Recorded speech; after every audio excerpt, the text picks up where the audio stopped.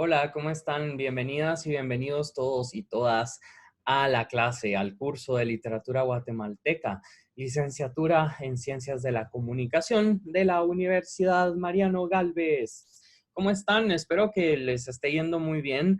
Como les comentaba por WhatsApp, la clase de hoy no es una clase normal, no es una clase tradicional. De hecho, elaboré un pequeño documental, bueno, no es tan pequeño, un documentalito con bastante información nutritiva que nos va a abrir el panorama, que nos va a dar más bien un panorama de cómo está el arte, la literatura, la edición, la comunicación, el periodismo y todos estos rollos actualmente en Guatemala, con gente de nuestra edad, con gente joven, con gente que ha triunfado, que ha también tenido pues mucho aprendizaje a lo largo de los años y que ha empezado algunos desde los 19 años o incluso desde antes, desde los 17, a editar. Así que espero que este documental sea muy nutritivo para ustedes. Vamos a tener invitados especiales. Lastimosamente, como no podíamos juntar a todas estas personas en 3 sesiones a la vez, o sea, ¿me entienden? Es bastante complicado realizar estos foros que hemos podido tener los días viernes y sábado sincrónicamente, pero en esta oportunidad, pues hay personas que están en Shela, hay personas que están en Chichi, personas que están en Carretera El Salvador, personas que están en Zona 11, pues tuvimos, porque realmente es un trabajo de equipo con todas las personas que participan en este documental, tuvimos que organizarnos de una forma en la que la coordinación fuera lo más positiva para nosotros y al final pues este documental es el fruto y espero que les agrade. Tómense la libertad de verlo en el momento que quieran de este fin de semana. Eh, no olviden que tienen que hacer un informe de este documental con los datos que a ustedes les parezcan interesantes. Eh, Obviamente va a haber preguntas, hagan preguntas. Todos los invitados y todas las invitadas han dejado en cada uno de sus espacios sus redes sociales y también sus espacios de contacto para que ustedes pues puedan contactarse con ellas y con ellos. Además, si a alguien le interesa la literatura y meterse en ese campo, pues aquí hay personas que nos van a compartir bastante información que considero de interés y de importancia para que podamos nutrirnos. Dije nutrir ya como 4 veces, o nutritivo ya como 4 veces, para que podamos aprender y pues integrar toda esta información que hemos visto a lo largo del curso y enriquecerla con los testimonios de otras personas que también, pues algunos son comunicadores, que también, algunos son artistas, que también tienen pasión por el cine, el arte, la televisión, la comunicación en todas sus ramas. Así que vamos a empezar y empezamos con Eugenia Cruz, así que vamos con Eugenia. Hola, yo soy Eugenia Cruz. Eh, Soy apasionada por las letras desde que soy pequeña. Leer siempre ha sido mi parte favorita del día y eso me ha llevado a un camino pues lleno de letras en la vida. Eh, Primero pues empecé a experimentar como lectora, luego empecé a experimentar como escritora, después como maestra y por último llegué a la edición. Eh, Siempre estoy muy contenta y esperanzada de que el mundo de las letras me siga llevando por mundos nuevos. Soy la editora en jefe de Editorial Boyante. Eso suena súper importante, pero realmente soy la única editora ahorita en Editorial Boyante. Este mes se va a unir otro editor conmigo. Eh, Boyante es una editorial que nació por la pasión que tenemos mi hermano y yo por las letras, uno, y por el diseño editorial, ¿verdad? Como que la parte física del libro, cómo se ve un libro y cómo se siente leer un libro físico que se puede sentir exquisito o puede ser una experiencia pues muy mala, ¿verdad? Si la letra está muy pequeña o si no existen pausas visuales. Entonces, pues bueno, mi hermano se llama Jorge Cordón, él es el encargado de la parte de diseño. Mi hermano y yo estuvimos haciendo mi primer libro, mi primer poemario juntos, y de esa experiencia que fue tan grata y fue tan buena, decidimos empezar Editorial Boyante. Eh, Boyante es un nombre realmente esperanzador. Boyante es el que sigue adelante, el que sigue a flote, ¿verdad? Mi hermano, a él se le ocurrió el nombre. Y pues es mi esperanza y es mi deseo que todos los autores guatemaltecos salgan a flote, que todos los autores guatemaltecos pues brillen, no solo en Guatemala, sino en el resto del mundo, y pues que la cultura en Guatemala sea algo que siga creciendo y creciendo cada vez más, ¿verdad? Entonces, por eso comenzamos con la editorial y pues ahorita en este momento tenemos unos 13 títulos, ya hay unos más en la cola, pero por el momento eso es lo que tenemos. La verdad es que no pensamos tener tantos en el primer año que abrimos, pero pues ahí hemos estado manteniéndonos a flote. Voy antes una editorial por el momento de autopublicación, pero sí estamos buscando hacer como líneas propias de Boyante, ¿verdad?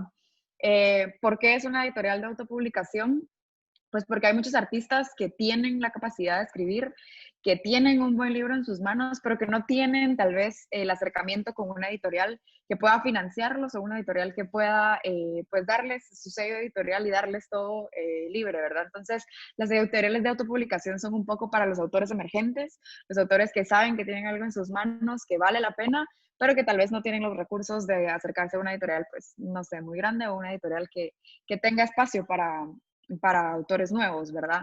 Eh, Ahorita en mente tengo autores súper famosos que se han autopublicado. El primero que se me viene a la cabeza es Neruda. El primer poemario de Neruda fue una autopublicación que él pagó vendiendo un par de muebles y bueno, pues ahí de sus ahorros. Eh, También hay muchos autores contemporáneos que están autopublicando. Las plataformas como Amazon, Kindle, han logrado que existan un montón de autores buenos que se autopublican y que luego son un boom y un hitazo, ¿verdad? Entonces nosotros queríamos algo así en Guatemala, darles la oportunidad a autores nuevos que se nos acerquen y entregarles un libro de calidad, un libro verdaderamente bonito que puedan tener en sus manos, ¿verdad?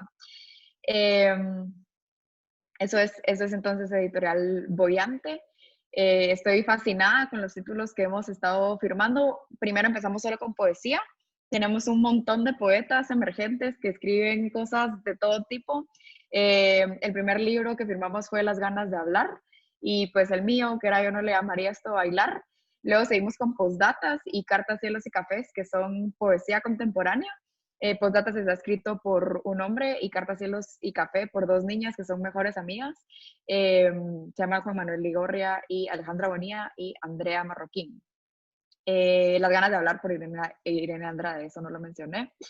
Y es perfecto leerlos, es súper lindo ver las emociones que tenemos. Creo que todos estos poemarios tienen como que una emoción medio adolescente presente en ellos, un poco las cosas que quisimos decir y no pudimos decir en el momento. Y bueno, luego poco a poco empezamos a mudarnos un poco a narrativas, que es pues mi favorito. Amo las narrativas. Y empezamos con Luis Calero, que firmó un libro de cuentos que se llama Nunca supe su nombre, lindísimo, ¿verdad? Unos cuentos medio misteriosos, medio tenebrosos y algunos románticos, entonces tiene un estilo así eh, medio místico de Luis. Tenemos también ahorita a punto de salir un libro que se llama Actividades en Desuso, de Fausto. Es un muy buen libro, muy Edgar Allan Poe, muy no sé, tiene unos títulos súper interesantes y su forma de narrar es genuinamente nostálgica y no sé, no sé, tiene una cosa como poesía, así como de miedo, pero también a la vez como de nostalgia. Todos los cuentos son diferentes, tiene unos cuentos muy cortos y unos cuentos pues un poco más largos de 2 o 3 páginas. Y tenemos por el momento 3 novelas. Las 3 novelas no tienen nada que ver la una con la otra, todas tienen un estilo muy diferente. Tenemos Los Loros, que está a punto de salir, que es una narrativa un poco política. Su subtítulo es La historia que nunca se repite porque su narrativa es un poco política y bueno, y que ya sabemos cómo se repite la historia política en Guatemala todo el tiempo. Tenemos también un libro como muy guatemalteco, eh, que está firmado por Luis Ramírez. Él no puedo decir el nombre todavía porque estamos a punto de presentarlo, pero una narrativa muy guatemalteca, como muy coloquial, me gusta muchísimo. Y bueno, estamos también muy emocionados porque tenemos un libro de esos así como El Señor de los Anillos, de esos que como que tienen ficción, y crean su mundo desde cero, y todos los tenemos en la tienda en línea de Voyante. Me preguntaba también un poquito Luis Pedro cuando me dijo que hiciera esta entrevista, qué se sentía ser editora mujer en Guatemala, y me sorprendió muchísimo diciéndome que era la única mujer joven en el momento siendo editora. La verdad es que mi deseo es que hagan más mujeres editoras, y que no dudo que vengan más mujeres editoras pues próximamente. La experiencia, la verdad es que ha sido muy grata. Todas las personas que han firmado con Voyante han trabajado muy bien conmigo. No he tenido, pues hasta el momento, ninguna especie de confrontación con casi nadie, pero sí, pues es un poco complicado por ratos cuando se acercan personas con egos tal vez muy grandes. Curiosamente, el ego más grande que tuve fue de otra mujer, curiosa, y lastimosamente fue otra mujer que pues sí tenía como que una especie de competencia, y le solicitaba más información a mi hermano por ser hombre que a mí, o sea, como que no confiaba mucho en mi trabajo editorial por ser mujer.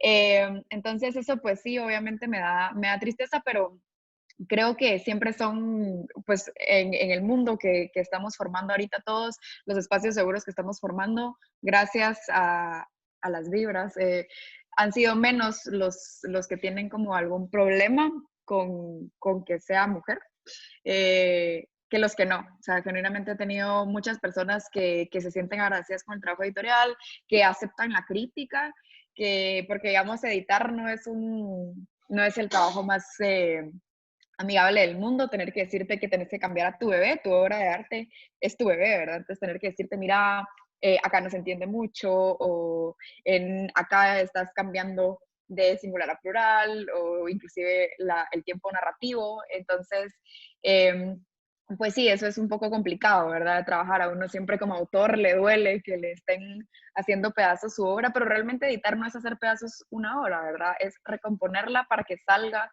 al público cada vez mejor, ¿verdad?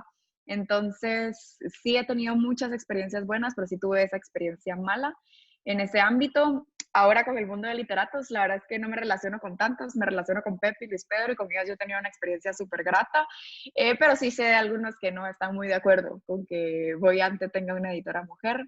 ¿Para qué mencionarlos? Se van a hundir solos. eh, retos como de emprendimiento, o retos inclusive monetarios con la editorial.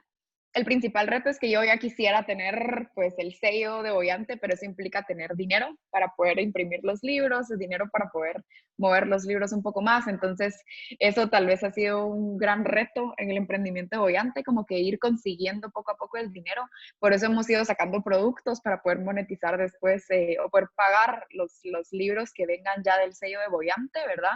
Ese es un reto grandísimo. También el mundo comercial virtual, ¿verdad? La verdad es que estamos como que en un mundo creciente de comercio, entonces tenemos que ponernos al día, ¿verdad? Como que tener una página web, buscar herramientas para que las personas puedan comprar sus libros con tarjeta de crédito, o poderlos enviar. Esos son retos súper grandes para las editoriales pequeñas, ¿verdad? Porque pues las ventas no son súper altas como para poder hacer una inversión muy grande, pero sí son lo suficientemente buenas como para poder mantener una plataforma un poco más chiquita, ¿verdad? Entonces eso también es un poco un reto en la parte comercial, ¿verdad? De la editorial. Eh, pero lo hemos logrado. Tenemos una tienda virtual que pues es low budget y funciona súper bien. Y gracias a la pandemia, pues todos los bancos sacaron un método de pago con link. Entonces eso nos ayudó un montón a superar el reto de cómo hacemos para el pago con tarjeta, ¿verdad? Porque para poner pago con tarjeta directamente en una página hay que hacer una inversión súper grande, que pues obviamente Editorial Voyante ahorita no tiene la capacidad de hacer, pero esperamos tener pronto.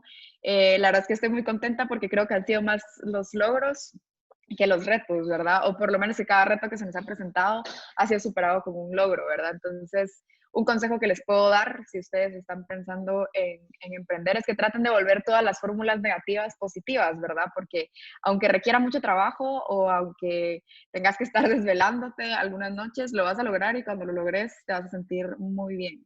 Se siente muy bien, de verdad, poder avanzar un poquito, ¿verdad? Eh, Bueno, ya les hablé un poquito de los autores y de los trabajos que hemos tenido. Experiencias positivas, tuve muchas experiencias positivas. Los libros que no les he podido mencionar títulos, pues por el tema de que todavía están en proceso de publicación. Eh, con ellos he tenido unas experiencias súper positivas con los nuevos autores, autores que aceptan la crítica, autores que quieren mejorar, autores que buscan un trabajo editorial para que su bebé sea ya algo súper bien formado y algo que salga al público y que se comprenda y alguien que entienda, ¿verdad? Lo que uno está escribiendo, que creo que como autor, eso estamos buscando en el mundo, ¿verdad? Alguien que nos entienda.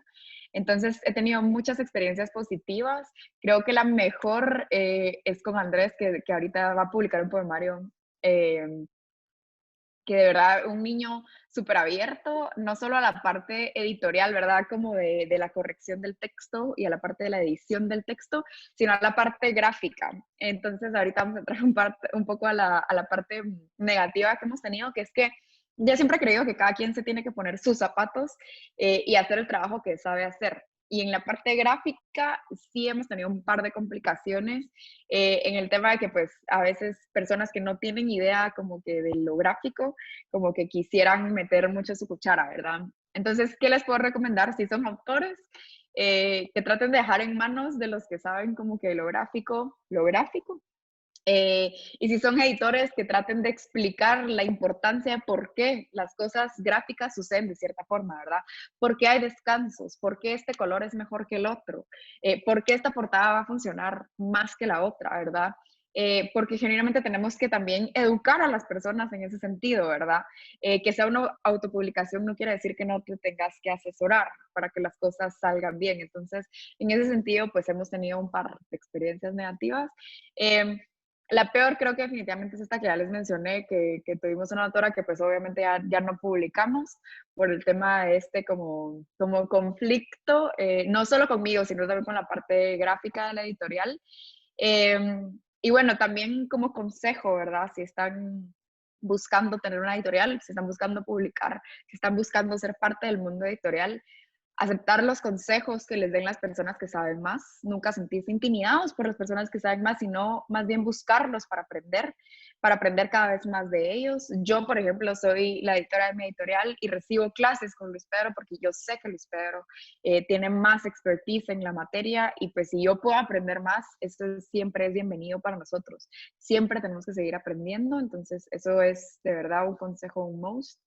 Eh, y bueno, pues también del lado del autor, aceptar la crítica, aceptar el consejo para que tu obra pues llegue cada vez más lejos. Eh, entonces sí, eso creo que pues entra un poquito entre las experiencias negativas, que tampoco han sido tantas, ¿verdad? Tenemos 16 libros firmados y una mala experiencia, entonces pues que eso no los vaya a desalentar. Eh, y bueno, ya como último, quisiera invitarlos a que formen parte de la comunidad de Boyante. La comunidad de Boyante no son solo los libros físicos que ya hemos publicado, sino también el blog. Estamos constantemente buscando guatemaltecos que quieran formar parte del blog de Boyante, que nos manden cuentos, que nos manden poemas, que nos manden reseñas de libros, que nos manden todo lo que quieran que tenga que ver con el mundo de la literatura. Estamos buscando lectores que quieran formar parte de la comunidad de Boyante y leer los libros. Estamos buscando amantes del café que quieran tomar cafecito con nuestras tazas. Estamos buscando todo tipo de personas que quieran venir a formar parte de nuestra familia, porque Boyante no es solo un proyecto editorial, es una familia de gente que lee, es una familia de gente que disfruta un libro físico, visualmente. Entonces yo de verdad los invito a que formen parte. Les prometo que los vamos a recibir de brazos abiertos. Si son autores emergentes, si quieren autopublicar, los invito a que formen parte de la editorial.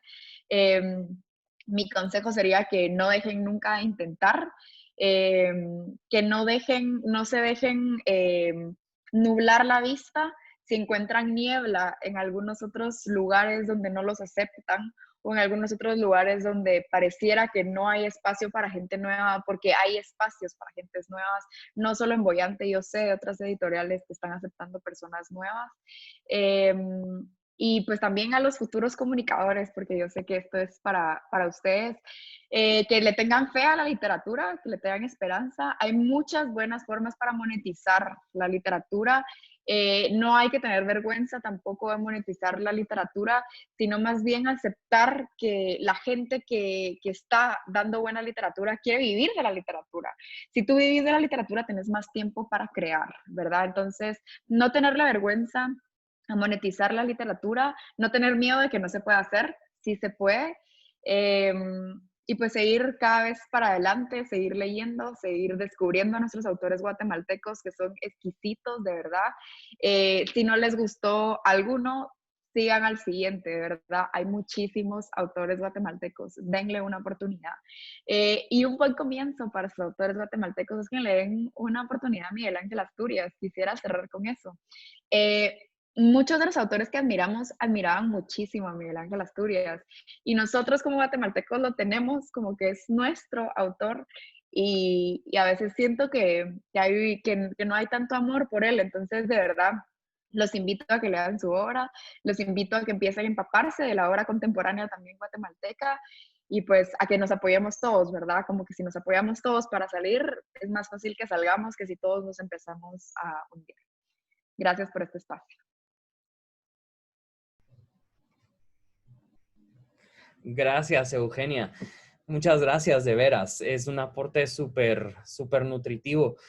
Ahorita acabo de recordar que también hay otra chica editando que yo respeto mucho. Lo que pasa es que no sé su edad, eh, que tampoco estoy diciendo que es vieja para nada, simplemente que para mí ahora la juventud es alguien pues pues en los parámetros de la juventud hasta los 25, ¿me entienden?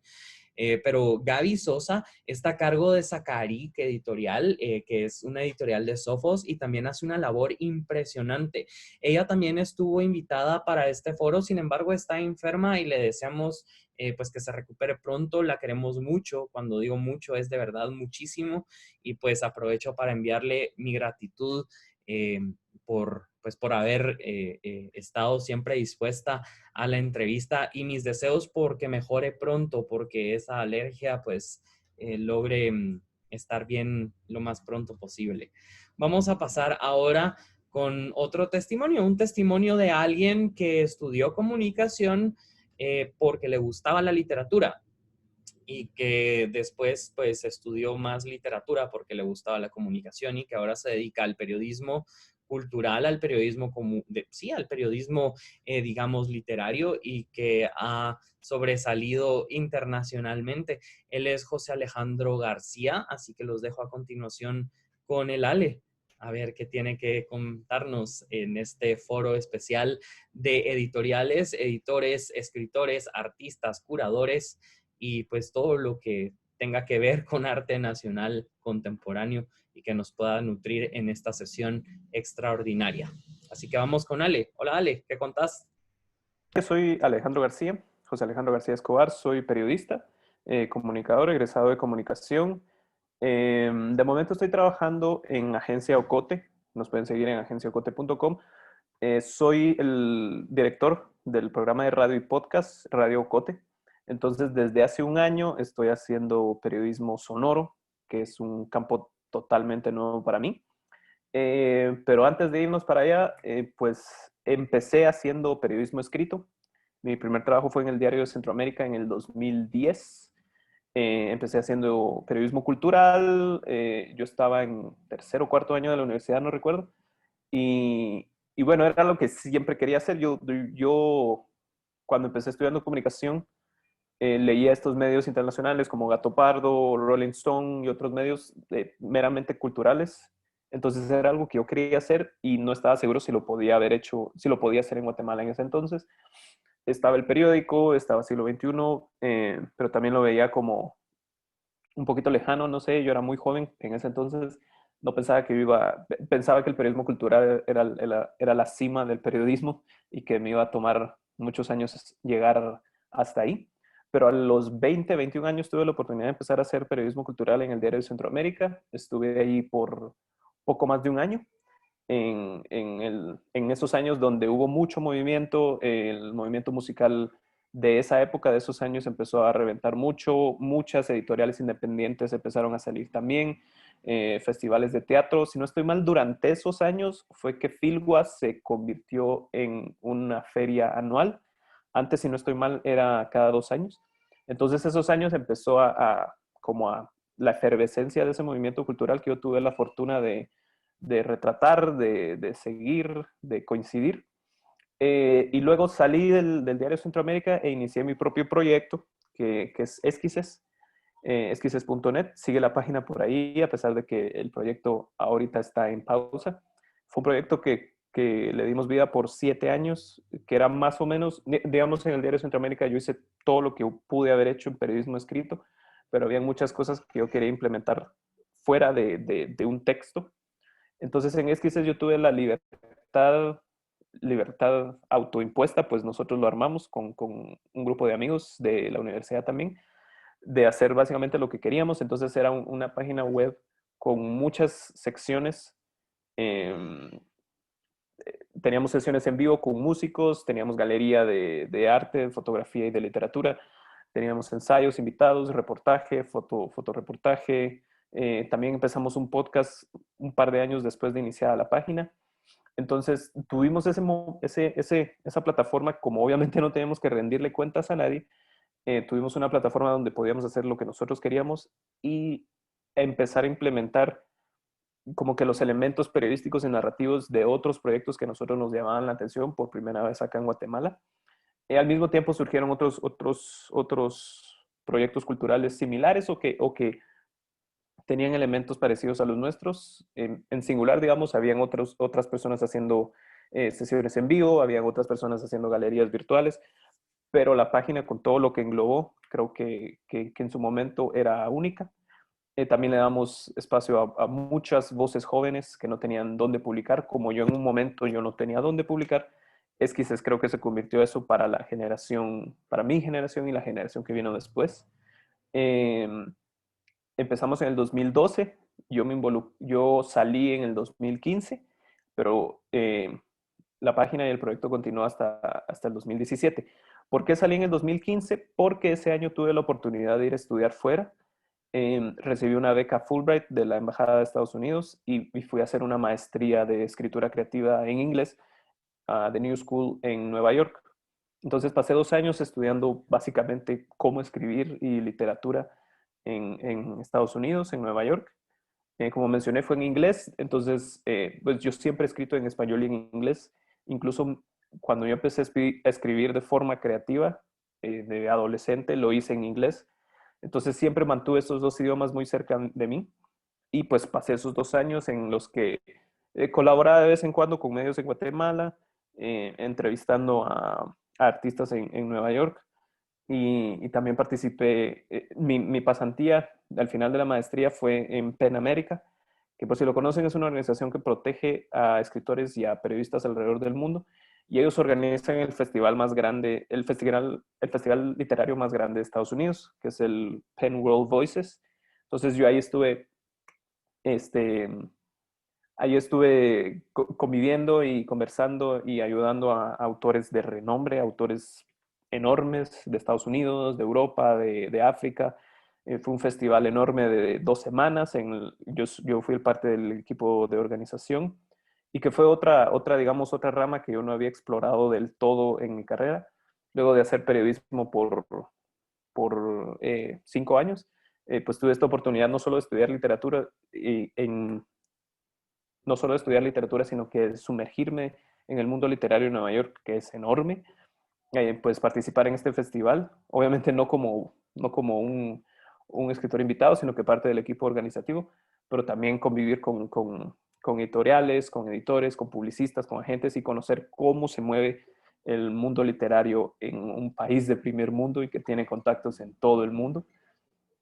Y bueno, terminé esa maestría en el 2017, en mayo del 2017, y todavía me quedé unos meses más dando clases en una escuela pública de Nueva York. Lo digo pública porque es como otro término que ellos manejan, que es las charter school, que es básicamente las familias pagan lo que pueden pagar, pero no reciben financiamiento del Estado. Es un término un poco confuso, pero ahí di clases a niños y jóvenes de secundaria de esta charter school en Nueva York. Entonces estuve dando escritura creativa y literatura por 2 meses allá, que fue una experiencia también transformadora, que no lo había considerado o no lo había hecho antes de eso.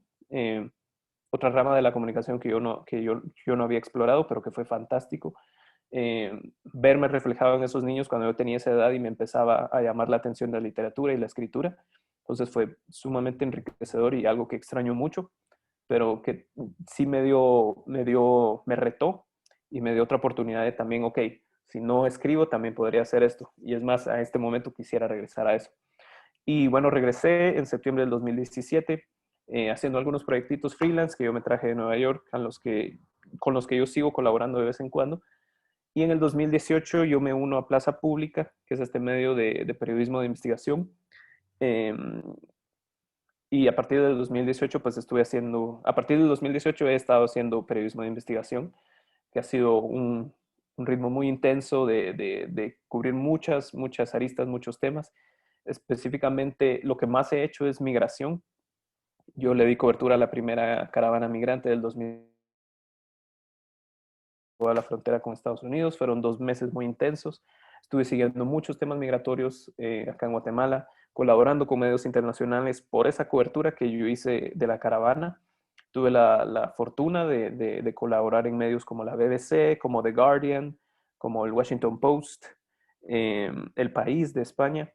Entonces, y a la fecha, pues son lugares a los que a partir de entonces yo he vuelto a colaborar de vez en cuando con algunos otros temas.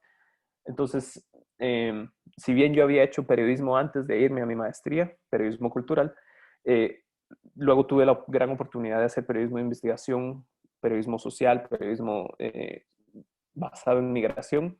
Entonces, eso me dio la oportunidad también de publicar fuera, de tener mi nombre en medios internacionales. Y así ha sido. Y luego en el 2019 yo me uno a Agencia Ocote, al proyecto Radio Ocote, a hacer podcast y periodismo sonoro, que si bien como les mencioné ya lo había hecho de alguna forma en Esquises, eran más un programa de entrevistas. Ahora pues me dedico a hacer un reportaje sonoro, es decir, básicamente una adaptación sonora de un reportaje. Y eso también ha sido un nuevo reto, adaptarme a este nuevo formato. Pues yo siempre he estado muy cerca de la literatura, siempre he querido mantener muy cerca la literatura y la comunicación.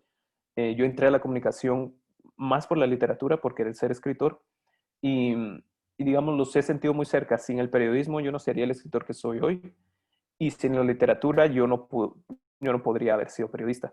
Entonces, creo que llegué a un momento en que las puedo mantener ambas.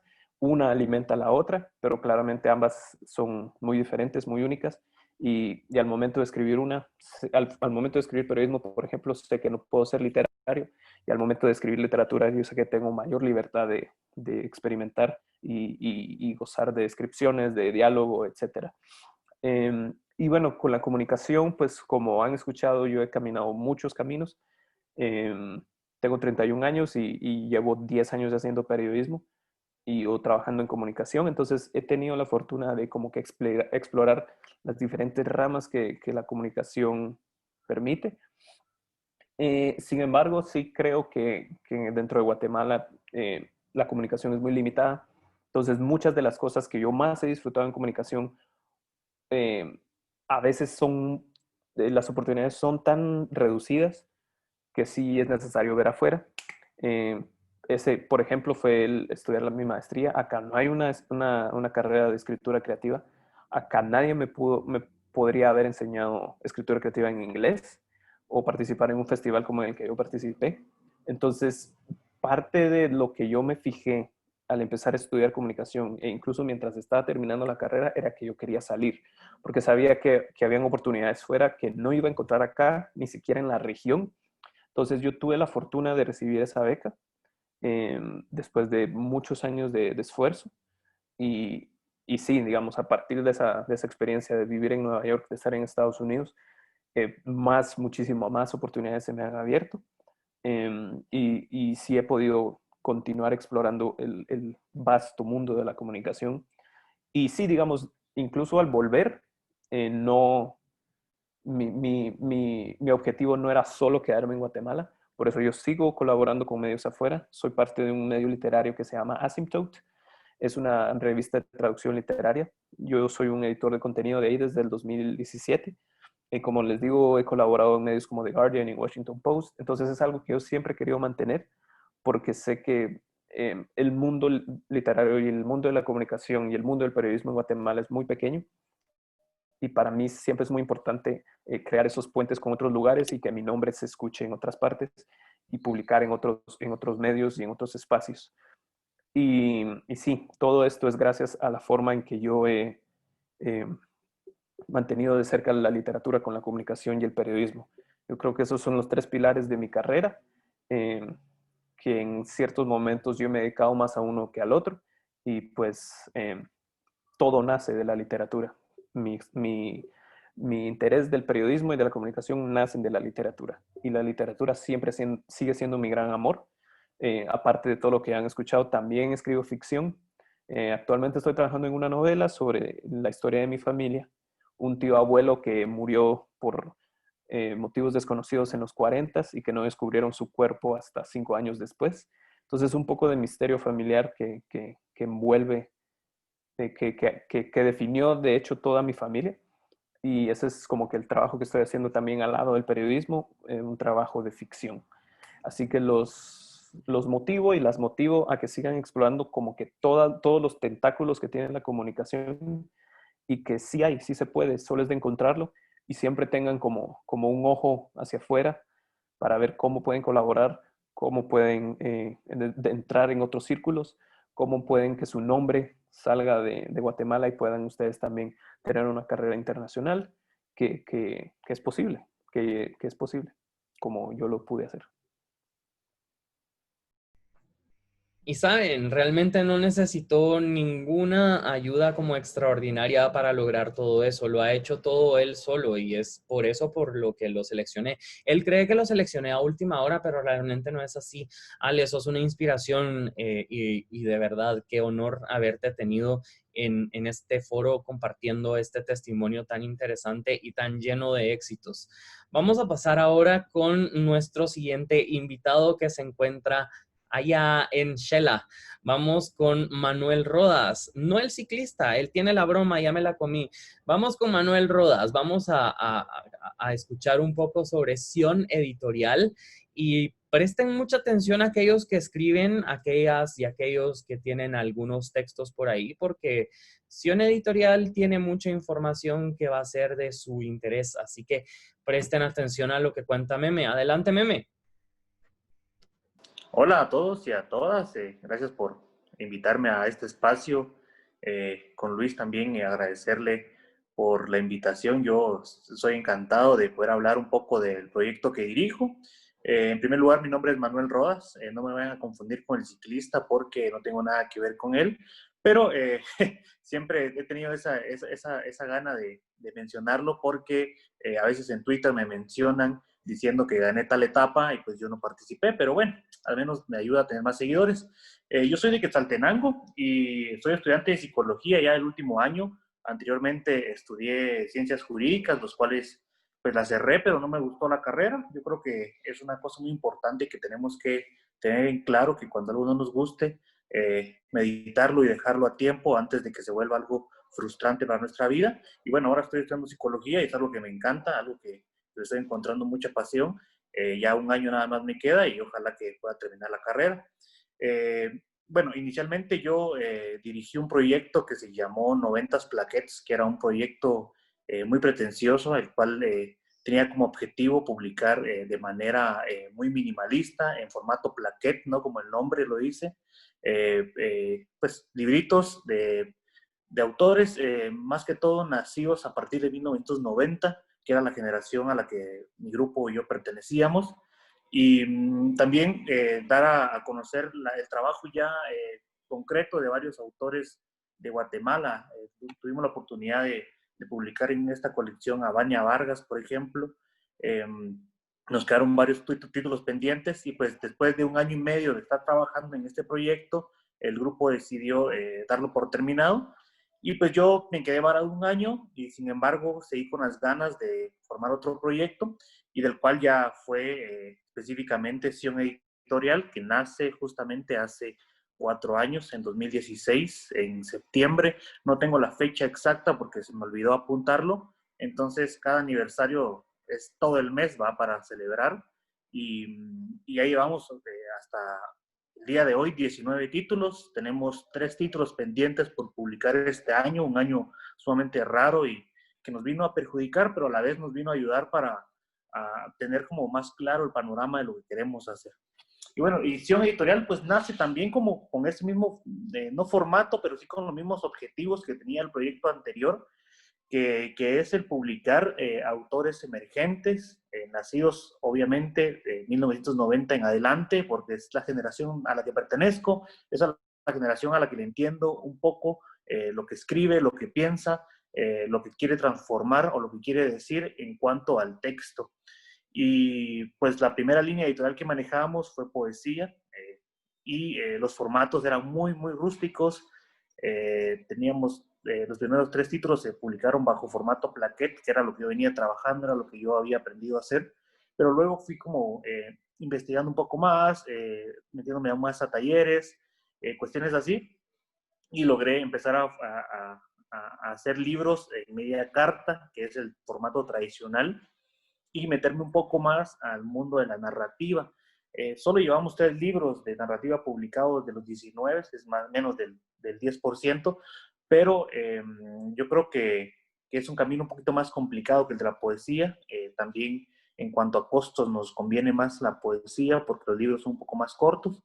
Y bueno, de esto también estaré hablando un poquito más adelante, pero el objetivo principal era ese, ¿no? Como misión de la editorial era o sigue siendo el publicar autores emergentes de Guatemala y que gracias a los contactos que hemos tenido hemos salido de las fronteras, hemos publicado en España, hemos publicado en México, hemos publicado en Venezuela y el último libro es de un autor de El Salvador que pues la editorial ya ha tenido incidencia en estos países, nos han contactado, les ha parecido mucho el trabajo que hacemos y pues ya no nos quedamos únicamente con lo nacional.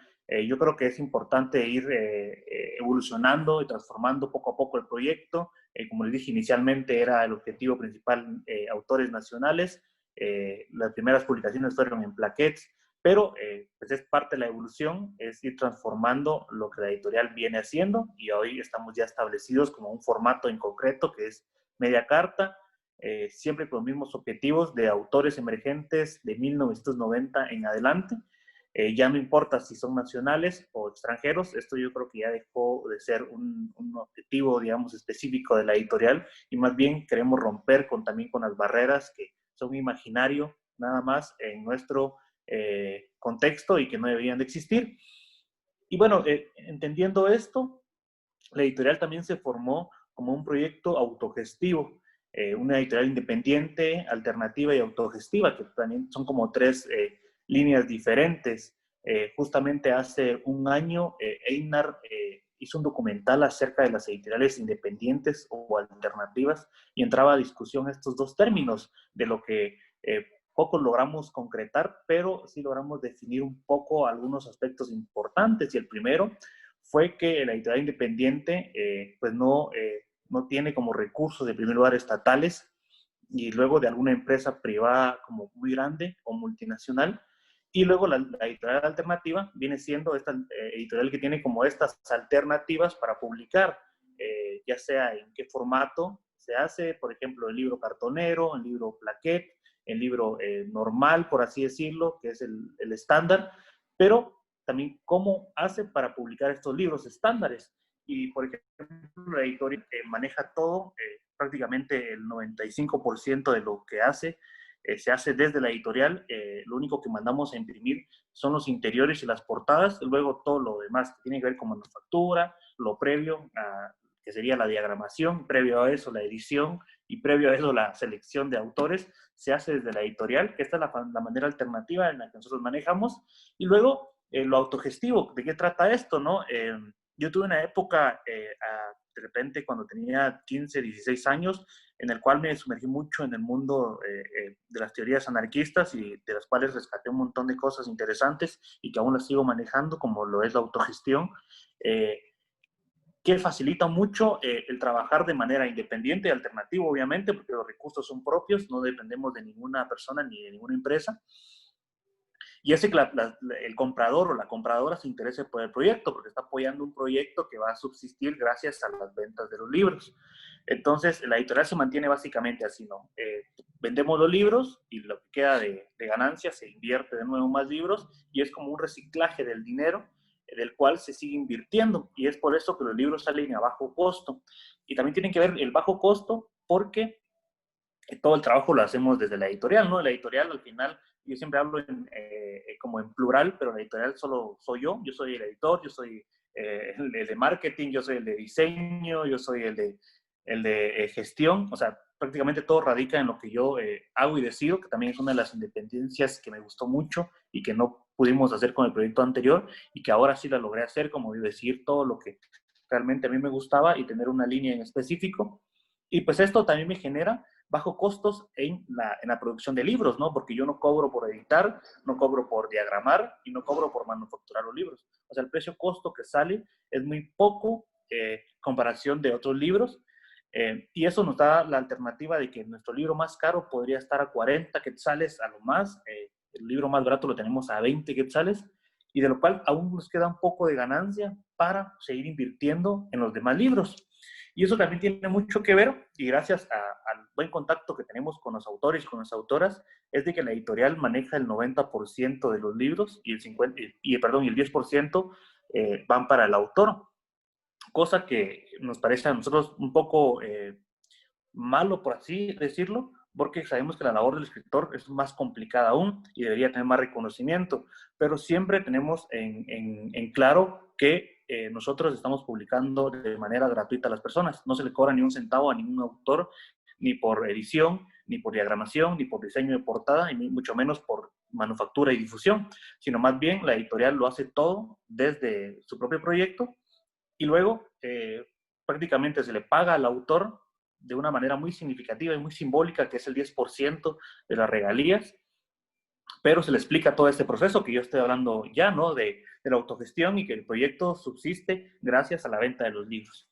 Y bueno, luego de esto fuimos identificando muchas cosas y yo quiero ahora hablar mucho acerca de mi contexto, que es Quetzaltenango, específicamente Xela, que es la cabecera departamental, en el cual veíamos que sí, que había un pequeño mercado y que también había un pequeño contexto en cuanto a las personas que escriben y pues este mal llamado cuna de la cultura, pues al final es una falacia, ¿no? Y que muy pocas personas leen, muy pocas personas escriben y que bueno, la labor también que empezamos a hacer era muy investigativa.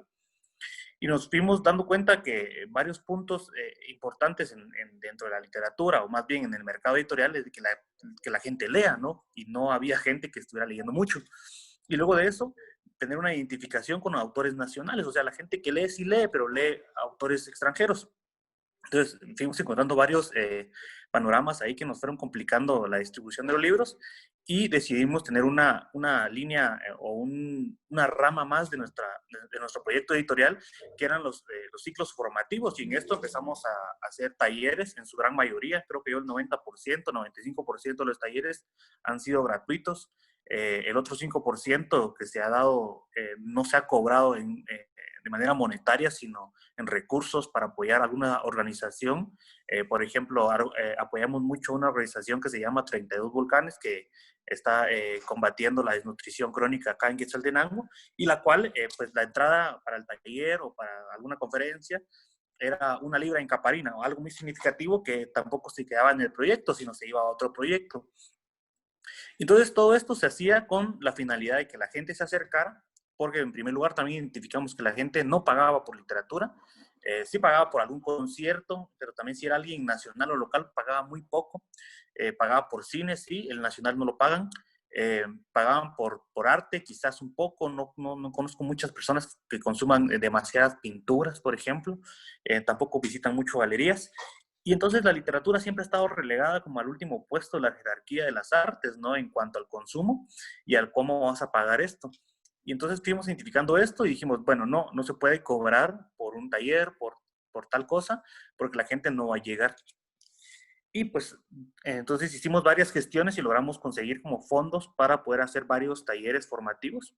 Y tenemos dos que son muy fuertes, que justamente este año se tuvo que realizar las últimas clases ya virtuales porque no nos dio tiempo de terminar el taller, que son, bueno, es un programa ya muy bien establecido de 8 clases, de la cual hablamos desde literatura en términos generales y teóricos, hasta teatro, que ya es como la última parte y que no está tan invertida en cuanto a estudio en literatura.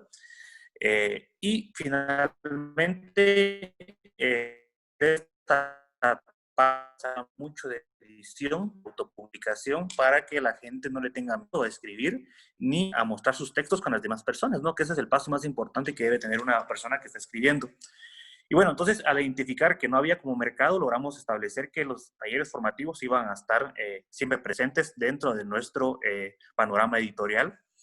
Y luego, hace muy poco ya creamos como esta línea de talleres formativos, de distribución del pensamiento, de creación del pensamiento, como un nuevo proyecto que es alterno a la editorial, que se llama Escuela Libre, ¿no? Que trata de esto, que las actividades sean lo más libres posible en cuanto a costos monetarios, y si alguna vez se explora cobrar algo, podría ser de manera muy significativa, ¿no? Algo que tenga función de poder pagarle a la persona que nos va a facilitar el taller, el seminario, o cubrir costos de hospedaje de personas que vengan a un conversatorio, etcétera, y que ahora, pues, de manera virtual nos está saliendo muy bien porque las personas están de su casa, no podemos pagar entonces hospedaje, no tenemos estos gastos extras, y ya hemos tenido 2 actividades de las cuales varias personas se han interesado. Tuvimos un conversatorio y una ponencia. Y bueno, en términos generales, estos son los lazos que tiene la editorial con todo lo que tiene que ver con la literatura, y en cuanto fuimos identificando algunas cosas, y que al final fuimos también identificando otras cosas importantes de las cuales nos interesaba mucho, que era la publicación de escritores jóvenes, ¿no? Nacidos a partir de 1990 en adelante, y del cual sí identificamos que en Quetzaltenango específicamente no había muchas personas haciendo esto, o al menos no lo estoy identificando yo de manera exacta. Pues al final el panorama es muy grande, y fuimos haciendo convocatorias para publicar antologías, para publicar algunas fanzine, y pues no llegaron como muchos textos, de los cuales nos fuimos como descartando mejor, y entonces decidimos hacer un certamen de poesía joven, y que este año es el tercero ya que se realiza, pero inicialmente comenzó como un certamen a nivel nacional, también porque salirnos de nuestro panorama iba a ayudar a la recepción de más trabajos, pero se tuvo la idea de que fueran para menores de 20 años, ¿no? Esto nos complicó un montón porque el certamen recibió muy pocos trabajos, de los cuales al final sí tuvieron 3, 4 que estuvieron como en la disputa de quién era el ganador, y terminó ganando Cristian Luna. Él es un autor de Ciudad de Guatemala, y su libro pues es un libro muy bueno, muy potente. Él tiene ahorita 19, 20 años, creo yo. Y, pero al identificar esto, también fuimos dándonos cuenta que había que subir el rango de edad, por lo que el año siguiente el certamen ya tenía el rango de 25 años para abajo. En este ya tuvimos 50 trabajos en el correo, ¿no? Y que fue un poco más difícil la calificación, el decidir quién ganaba, pero al final se logró establecer que María Lara, ella también ganó el segundo certamen, fuera la que obviamente, perdón la redundancia, ganara, y ella tiene alrededor de 21 también años, 20 años, o sea, son relativamente muy jóvenes, que nos está dando la pauta de que estos certámenes van funcionando.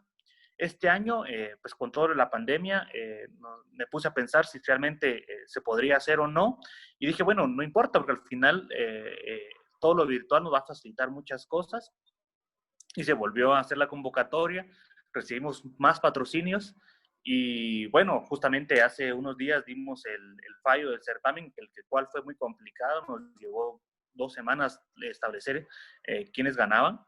Y justamente se da el fallo a favor de 2 personas, ¿no? Porque fue muy difícil. Entonces, llegamos a la conclusión de que, bueno, no íbamos a pagar en hospedaje ni en alimentación de las personas que habían ganado, entonces que eso lo podíamos invertir en la publicación del otro poemario, ¿no? Entonces gana en primer lugar Catherine Mancilla, ella tiene 25 años, y en segundo lugar, perdón, en mención honorífica queda Walda Torres, ella tiene alrededor también de 23, 24 años, y nos fuimos dando cuenta que estos certámenes son importantes y que no hay que dejarlos de hacer porque es una manera en la cual la persona que está escribiendo, que se está animando a escribir, logra llevar como un rumbo a sus textos y, por ejemplo, no tiene como no sería como, no se anima a mostrárselo a una editorial ya formal porque tiene miedo al rechazo y es mejor un certamen porque saben que aquí se va a calificar y pues está bien si no ganan, ¿no? Es algo que yo creo que ellos tienen como esta mentalidad y yo creo que es muy bien. Y entonces el certamen nos abre estas puertas. Y bueno, en términos generales, esto es la editorial. Nosotros publicamos específicamente poesía y narrativa, autores nacidos a partir de 1990 en adelante.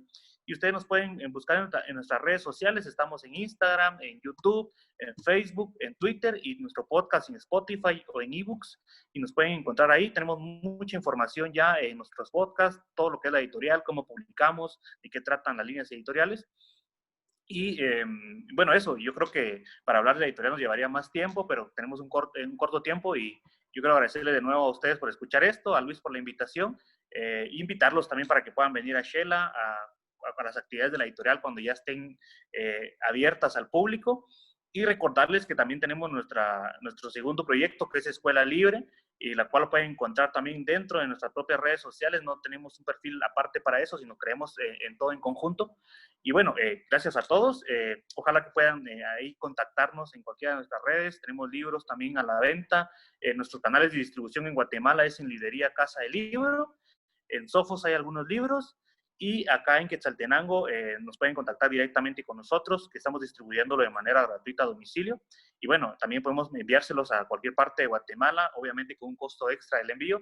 Pero bueno, esto es todo. Yo quiero agradecerles de nuevo por la atención y ojalá que puedan tener claro un poco el panorama, invitarlos también a investigar un poco más acerca de lo que es una editorial, los parámetros que tiene, y ustedes como estudiantes de comunicación tienen un panorama mucho más grande acerca de cómo trabajar en una editorial, desde marketing, publicidad, mercadeo, lo mismo que marketing, diagramación, edición, corrección de estilo, es muy importante. Son mercados que son muy pocos abordados ahora, pero que como estudiantes de comunicación yo creo que tienen un panorama ahí muy claro de lo que pueden ir ayudando a editoriales ya sea independientes o editoriales ya más grandes e internacionales. Y bueno, gracias Luis por la invitación.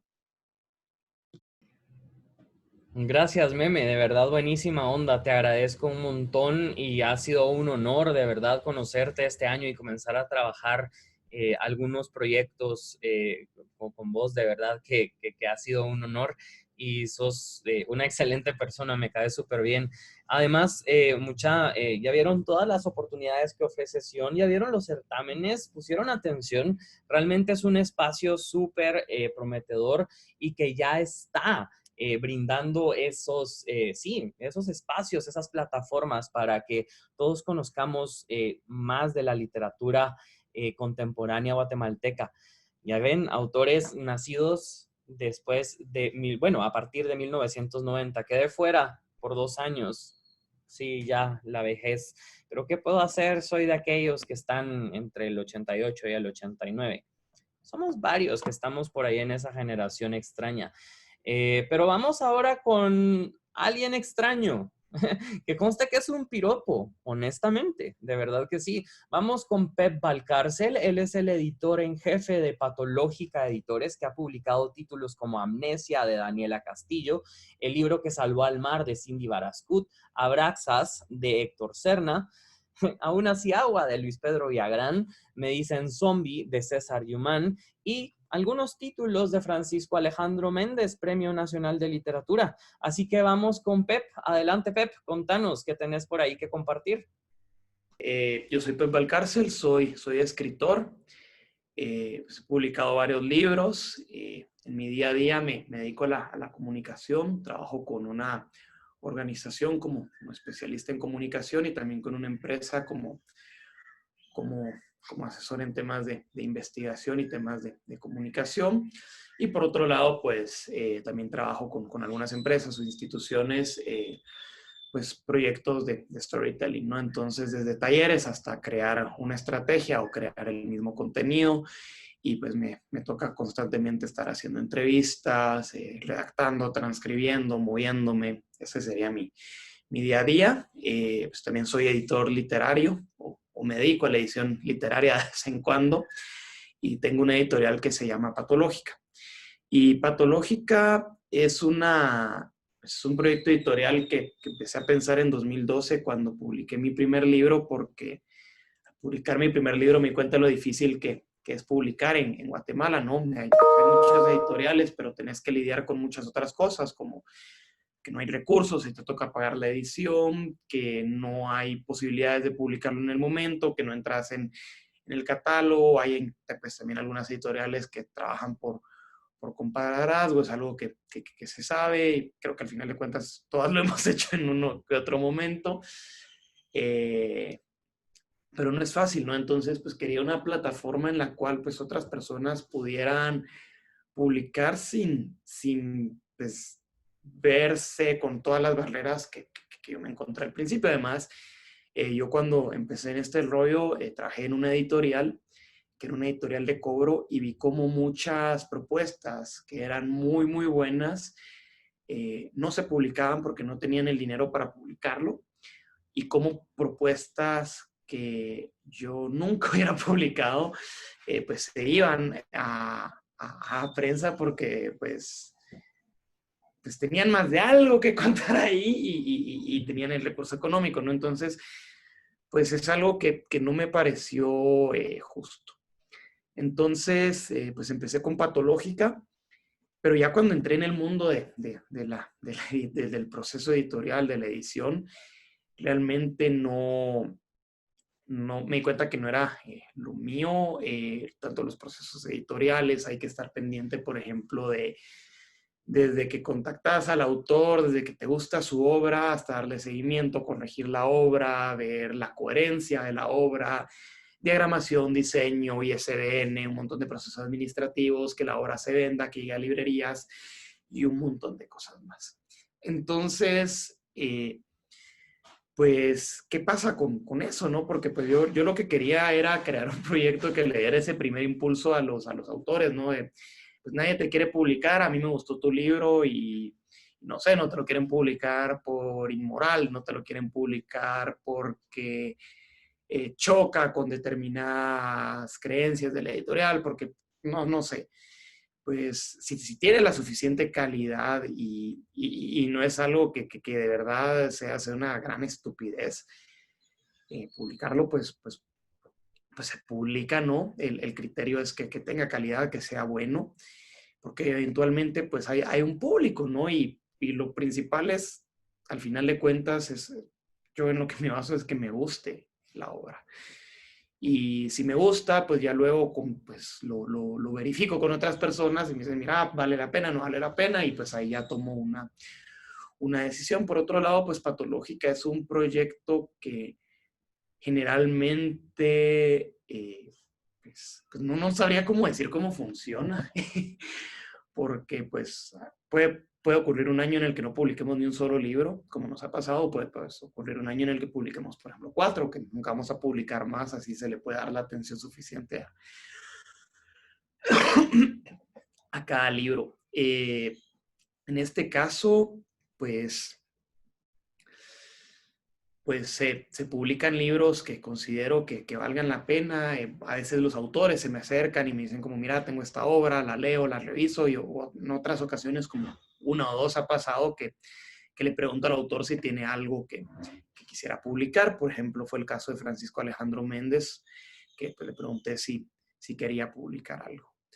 Patológica pues yo creo que es una editorial a la que vas para impulsarte, es una editorial a la que vas para dar a conocer tu trabajo y pues también para probar si vale la pena, ¿no? Porque pues sí, yo creo que sí pasas por un proceso en el que no solo yo leo la obra, sino que otras personas también. Sí, hay muchos procesos que se me pasan pues de más, ¿no? De largo, porque pues soy solo yo. En ocasiones me apoya mi novia con el tema de diseño, pero generalmente soy solo yo quien trabaja el proyecto. Entonces, pues sí, los libros de patológica, eso sí, son muy bonitos, van muy bien diseñados, sí, está todo muy, muy, muy chilero, pero pues sí se nos dan errores y se van cosas que, pues, no, que igual se le van al Alfaguara, ¿verdad? Pero te fijas más en las que la editorial chiquita que igual, pues, yo me justifico que solo soy yo, tal vez no es justificación suficiente, pero también hay que pues, tomar en consideración que es una editorial pequeña y que pues van a ocurrir esas cosas, ¿no? Por otro lado, Patológica, pues creo que es una editorial que busca publicar, que busca encontrar esas voces interesantes y que nadie está escuchando y permitir que se escuchen, pero no tiene ningún fin comercial, no tiene el objetivo de hacer autores famosos, por ejemplo, no hay una estrategia de comunicación, de marketing detrás de los libros, ¿no? De hecho, si se meten al Instagram,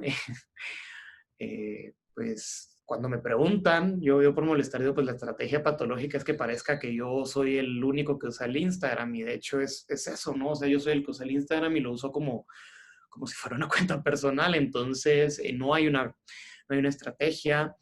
Tenemos una cuenta de Facebook, pero publicamos como una vez al año y nada, o sea, cuando salgamos un libro, sí lo mando a algunos periodistas para que le den algo de espacio. Rara vez pasa porque pues acá sucede que los periodistas culturales pues no cubren cultura, ¿no? Entonces se quedan con el libro, ni lo leen y no publican nada. Entonces, pues eso también es una realidad. Hay muy mal periodismo cultural en Guatemala, un cultural terrible, debería decir. Y bueno, pues salen las obras, se publican, se distribuyen en algunas librerías, se les da el seguimiento y ya. ¿Qué relación encuentro entre la comunicación y la literatura? Pues creo que la literatura comunica, ¿no? Creo que van de la mano, entonces en ese sentido pues no podemos desligar una de la otra y siempre van a estar pues dependiendo, porque al final de cuentas, por ejemplo, si estamos pensando en un video, el guión que estuvo detrás de ese video, pues hay una historia y detrás de esa historia está la construcción de la misma, entonces creo que siempre van ligadas y siempre van de la mano, ¿no? Y finalmente, ¿qué es ser un editor? Pues yo creo que ser un editor, y esto lo voy a tomar de una película que en este momento no me recuerdo cómo se llama, pero es sobre el editor de Scott Fitzgerald y de Thomas Wolfe. Bueno, tal vez era el editor de Zelda Fitzgerald y no de Scott, pero ese es otro tema, aparte de si escribía o no sus obras. Y él decía que el trabajo de un editor es el trabajo de un artesano, ¿no? O sea, el escritor pues produce una obra y el editor lo que hace es tomarla y vuelve esta obra en algo que valga la pena para los lectores, que pues, decidan leerlo y que consideren que sí, pues al final de cuentas los libros se convierten en un producto, por muy románticos que nos pongamos, son un producto que se vende, que se comercializa, y el trabajo del artesano es que ese producto pues valga la pena, que valga la pena la inversión que las personas están haciendo. Gracias, Pep. Tuvimos que interrumpir ahí un poquito la colita porque pues yo quería que como que fluyera y me preguntó si todo iba bien y la verdad es que ya estaba todo súper bien. En fin, vamos a continuar. Vamos ya casi por el final. Tenemos a continuación a alguien que yo me moría, y cuando les digo moría es de verdad me moría por tener en este documental, y es nada más y nada menos que Diego Armando Ventura Puac Coyoy, curador, poeta, narrador, además es artista visual, es ilustrador, eh, bueno, que no es. Vamos a escuchar a Diego Armando, que está en Chichicastenango, así que... Diego Armando, bienvenido. Contanos cómo estás. ¿Qué nos tenés que contar? ¿Cómo está todo por allá por Chichi? Buenos días, mi nombre es Diego Ventura Puacoyoy, soy maya quiché originario de Quetzaltenango. Actualmente vivo y trabajo en Chichicastenango del Quiché. Soy politólogo y restaurador de arte.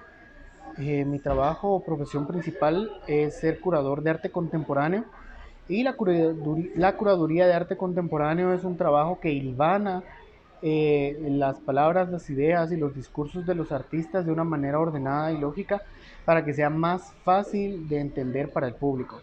Un curador no es un juez, tampoco es un jurado calificador, ya que en Guatemala existe esa costumbre o existe esa idea de que el curador es un juez o es un seleccionador, y eso sucede porque la mayoría del circuito artístico en nuestro país presenta ideas inconexas y poco trabajadas para grandes espacios de venta, pero que no tienen nada que decir.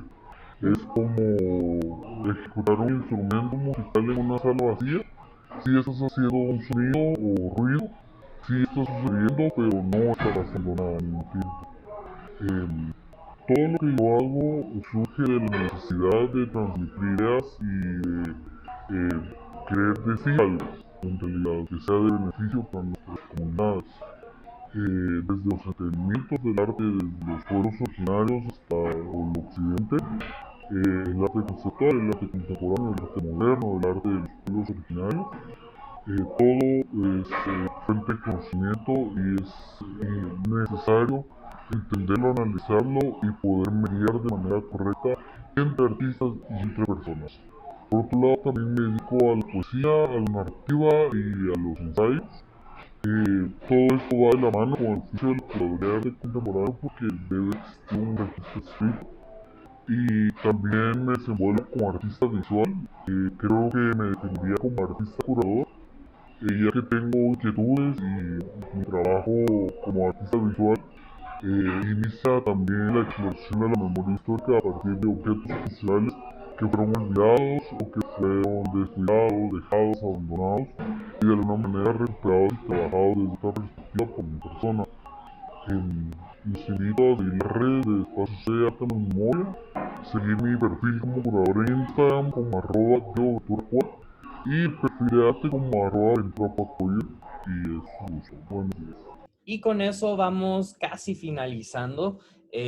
Ahorita les voy a hablar yo unos minutos sobre el proyecto editorial Cava Editores y Serie Periferia, que está a cargo de su profesor, de su licenciado Luis Pedro Villagrán, porque pues obviamente la universidad por algo escoge a los profesores y es por la trayectoria, la experiencia, pues el trabajo que hemos realizado. Y pues sí, no he sacado todavía la tesis de la maestría en literatura hispanoamericana, pero soy escritor desde hace ya bastante tiempo y editor desde hace bastante tiempo. Me gusta mucho, es algo que me nutre, algo que le ha dado sentido a mi vida y que desde 2008 ha hecho que yo intente ser cada vez mejor persona y mejor ser humano, mejor profesor y mejor poeta y escritor. Voy a contarlo muy rápidamente. En el 2008 me publicaron en la revista Zoom Volumen 0. En esa revista había nombres enormes para mí. Estaba Luis Fernando Alejos, estaba Juan Pablo Dardón, estaba Payeras, Javier, estaba, bueno, otro montón de gente que hasta me da miedo mencionar porque eran nombres grandes para mí, siguen siendo nombres muy grandes para mí y me sentí súper honrado de haber podido participar en esa revista que me abrió las puertas, me abrió muchísimo las puertas para continuar escribiendo. Y en 2000, eso fue en 2008, en 2009, Luis Fernando Alejos publicó mi primer libro, El niño que buscaba venganza, de manera independiente. Y en 2011 me lancé por completo. Lancé mi propia editorial que se llama Cava Editores y saqué lo que yo considero oficialmente como mi primer libro, que es Definiciones Muertas. Y pues ya va por una tercera edición para este año. Bueno, va para una tercera edición este año y pues ha sido un trabajo bastante laborioso. Además de publicarme a mí, porque obviamente pues la editorial buscaba poder legitimar mi trabajo, porque muchas veces, así como escucharon anteriormente, las puertas se cierran ante las nuevas propuestas y ante las diversidades y ante las personalidades diferentes y no, ¿cómo se podría decir? Mejor no lo digo. A las personalidades un poco más irreverentes y que tienen una voz un poco que no intenta responder a otro interés, sino que escribe para sí, no para otros. Pues en esos espacios, este año, en 2020, logramos que Cava Editores se dividiera en dos series, en serie Periferia y en serie Nueva Academia, que son respectivamente para literatura, poesía y narrativa, y para literatura no ficción, ensayo y no ficción, que es investigación, tesis, fotografía, ensayo, etcétera. Eso es en Nueva Academia.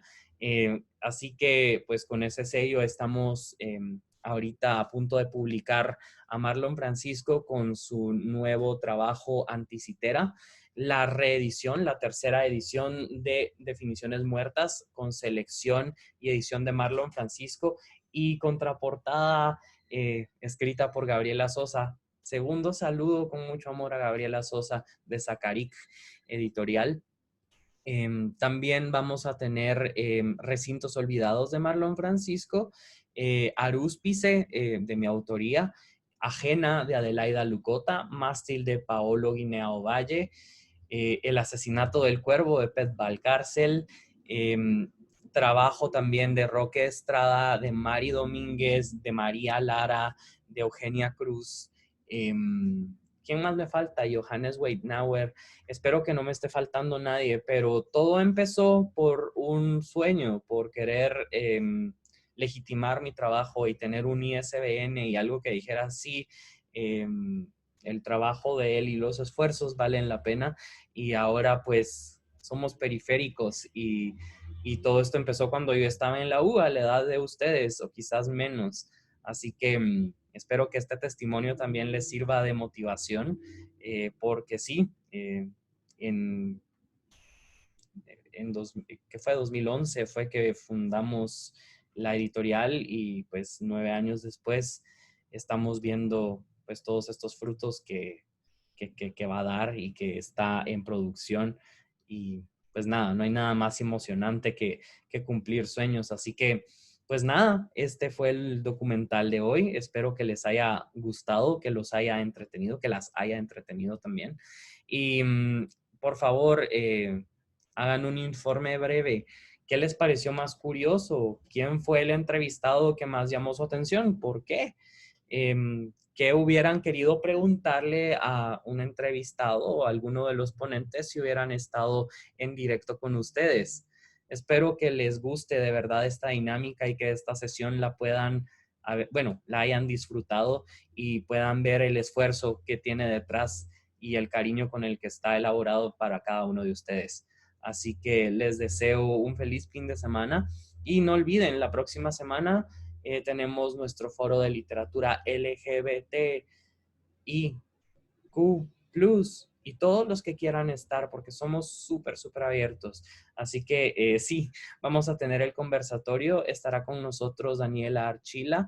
Espero que también esté con nosotros Roque Estrada, Johannes Weidnauer, nuevamente Marlon Francisco, su servidor Luis Pedro Villagrán, no como profesor, sino como poeta. Y vamos a ver qué otra chica quiera acompañarnos ese día. Estamos en búsqueda, así que si conocen alguna chica de la comunidad que escriba y que quiera formar parte del foro de la próxima semana, ya saben cuál es la dirección del profe, y si no, pues se las doy de nuevo. lpvillagranr@gmail.com, y voy a estar súper pendiente. Es un espacio súper abierto, ¿sí? Y súper seguro. Así que ahí estamos. Que pasen feliz fin de semana. Ojalá que esto los haya entretenido y que hayan aprendido un montón. Nos vemos el viernes o sábado, respectivamente. Que estén súper.